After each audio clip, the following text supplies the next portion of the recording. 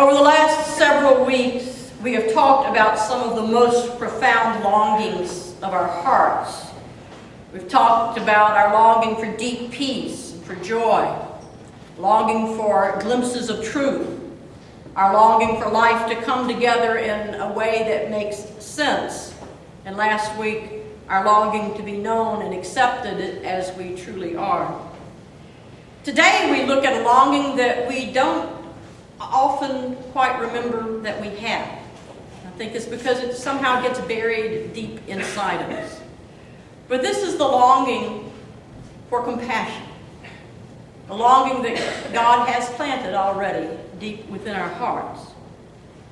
You know, the primary characteristic of God's love for us, as shown through Jesus, is compassion. As I've said before, compassion must never be confused with sentimentality, and we get those two confused an awful lot of the time. Sentimentality is about trying to find for ourselves and trying to give to others whatever it is they think they want or whatever it is we think we want. That's sentimentality, when we think that's what it's about giving you whatever you want or giving myself whatever I want. Compassion's different.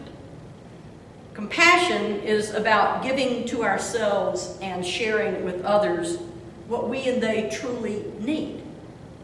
And sometimes what we and they truly need is not necessarily exactly what we and they truly want.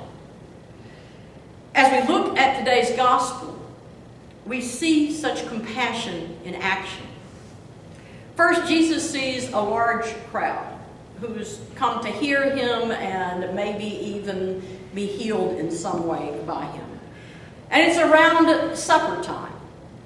And as much as Jesus wants to use this time to teach and to get his message across, first he thinks about the need to feed them, not just spiritually, but physically to feed them, to give them supper. He knows that before they can hear the words that will set them free, they need to eat food. He has compassion for this basic human need. That's the first thing to notice. That the first movement he has in that situation is compassion for the need to provide food for those who are there, who may not have food of their own that they've brought with them. Second thing to notice is he doesn't respond to this need on his own, though the gospel indicates that he could have and that he already had a plan in mind, but he doesn't. He invites those who have committed to follow him into this act of compassion with him. Why? Because he knows that if compassion is going to happen in this world, his followers need to know how to recognize the need for it. And his followers need to know how to figure out how to respond, even when resources are slim. So that's the second thing. He notices the need. He invites those who have committed to follow him into that act of compassion, of feeding with him. And then we get to the miracle itself. The miracle of how the people, 5,000 they say, and it was probably more than that because they only counted men. They didn't count the women or the children. But how in the world to feed these with what one boy has stood up and said, hey, I've got this. I've got 5 barley loaves and 2 fish. I'm willing to give it to you. Here's where the miracle comes. And there are 2 traditions about this miracle. You may not know that. But there are 2 traditions. One, the one that you're most familiar with, is that the boy offers what he has, and then Jesus performs divine magic over it, multiplying just those barley loaves and fish into enough to feed more than 5,000 people with a lot left over.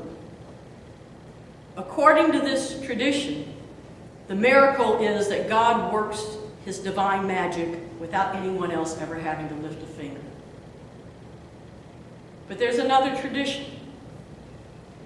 The other tradition about the miracle recognizes something that's true about those times. The reality, you see, was the boy probably wasn't the only one who was carrying food with him. Anyone who was traveling or who knew they would be away from home would carry enough food with him for him or her or their party with them. Box lunches, box suppers, so to speak, in that day. They wouldn't go unprepared. There wasn't a McDonald's down the street where you could just, whip in 24 hours and a day and get whatever you wanted. So they went prepared if they were traveling. So some of the people there probably did have some food with them, like the boy had. Maybe he had been to market and had bought that to take home to his family. Maybe he had it with him, but there were other people who probably did too. And then there were probably people that didn't. People that were planning on being home. So you got 5,000 people, some with food, some not with food. And one boy has stepped up and said, "Here, take mine." And according to that tradition, is that the miracle that Jesus worked was a miracle of divine mystery. Of divine mystery, of how the Holy Spirit could work so that starting with just those 5 barley loaves and 2 fish, somehow everybody was fed with more left over. And that tradition leaves it open. Maybe it was divine magic, but maybe the miracle was that in the face of such generosity from that one little boy and his compassion to give what he had, maybe even at the risk of getting in trouble with his mama when he got home and didn't have it anymore, that others who were there were moved to give their food also. So that the miracle was that those who would normally just keep what they had for themselves had the compassion to give the little they had. And it was more than enough. Whichever tradition we go with telling the story, and traditions are traditions. You don't know exactly which is true. Certainly the God who created everything that is, if he wants to break his own rules, certainly can with divine magic. But also certainly there is a miracle in moving the hearts of people who are usually more worried about keeping things for themselves into sharing. So whichever way you go, whichever one you believe, you actually come up with the same thing. Whichever way God did it, you come up with the same thing. We see that the kind of compassion that meets the true needs of ourselves and others happens and begins sometimes with what just seems like a drop in the bucket. It's something that just seems like it couldn't possibly do anything at all. And yet somehow, the Spirit of God is able to turn even that little bit that people in their compassion are willing to give into more than enough. That's the message of the story, regardless of how God worked the miracle. And when we really get in touch with that kind of compassion, this kind of compassion that's willing to share whatever it is we have with friend or stranger, then we begin to get in touch with the ancient practice of hospitality. A practice of hospitality rooted in the Old Testament, in the lives of the Hebrew people who always valued reaching out to the stranger because they had been strangers in a strange land. And that God had often taken care of them by having the people who were in that land before them reach out to help them. So they never lost that. And it was passed down into Christianity. It was taught by Jesus. It was acted out by Jesus, this kind of hospitality to friend and stranger that said, if I have a loaf of bread and you need part of it, I'll share it with you. And it was preserved in Western Christianity, in the ancient Celtic Christian traditions of the British Isles. Because as they went from place to place, there were people who showed that hospitality to them. And as people came to them, they showed that hospitality to others. What's important for us to understand is that this tradition of hospitality, of godly hospitality, is rooted in a particular perspective on life. And that perspective is this: the perspective that we are all connected to one another and all connected to all creation through our relationship with God.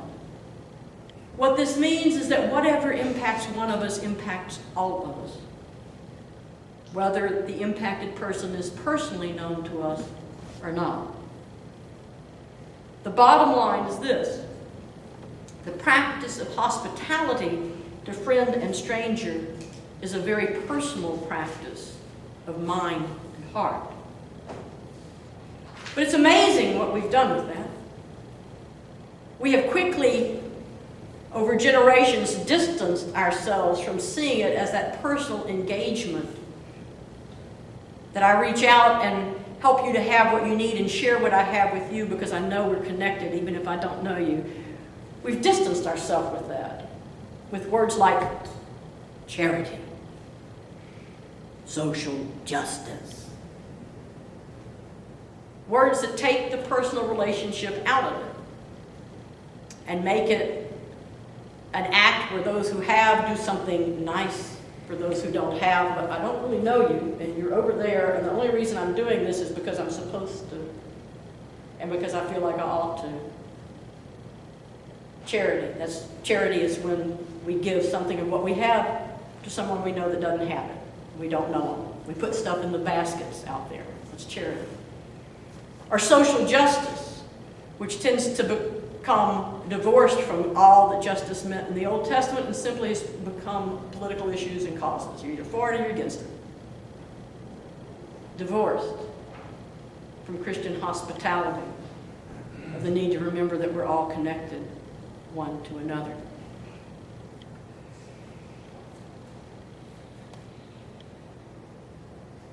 It should raise some questions for us. I mean, to think about this should raise some questions for us. Primarily two. How do we recover an understanding of compassion as being about more than just social justice and charity? How do we recover an understanding of compassion based on understanding that we're connected to everyone and everything, whether we know them or not? And how do we discover what to do to act with hospitality? Because I'll tell you what, one thing I know, and I was reminded having my two little grandchildren here, hospitality was not giving them everything they wanted. Neither was that charity or social justice. In fact, sometimes it was putting them in positions where they learned to do things differently, at least while they were at my house. It's not always that straightforward. And the questions don't have easy answers, but they're the right questions to ask. Not am I for this or against it? Not do they deserve it or do they not deserve it? But how do I live into the compassion that is at the heart of who I am as a child of God? And how do I practice the kind of hospitality that's called for in understanding that I'm connected to people whose name I don't even know? And that in some way, I need to practice that hospitality with them. There was a prayer I used a few weeks back that I think is an important prayer for today too, so I decided to use it again. Because it helps us to remember that there's a blessing when we show hospitality, not only to friend, but also to stranger. And so as I invite you to continue to consider those questions of how you reach the compassion that's deep inside of you by learning what it is to practice hospitality with those you don't even know, keep this prayer in mind. We saw a stranger yesterday. We put food in the eating place, drink in the drinking place, music in the listening place, and with the sacred name of the triune God, he blessed us and our house and our cattle and our dear ones. I think that blessing means not so much that because you did that, God gave you something else. I think what the blessing they're talking about is how in that act of hospitality, sharing an eating place with someone, or a drinking place with someone, how in that act of hospitality, there's blessing. There's blessing. Because compassion creates compassion. And the compassion that we have for others, the more we're able to practice that compassion, the more we're able to receive the compassion that God has for us. Amen.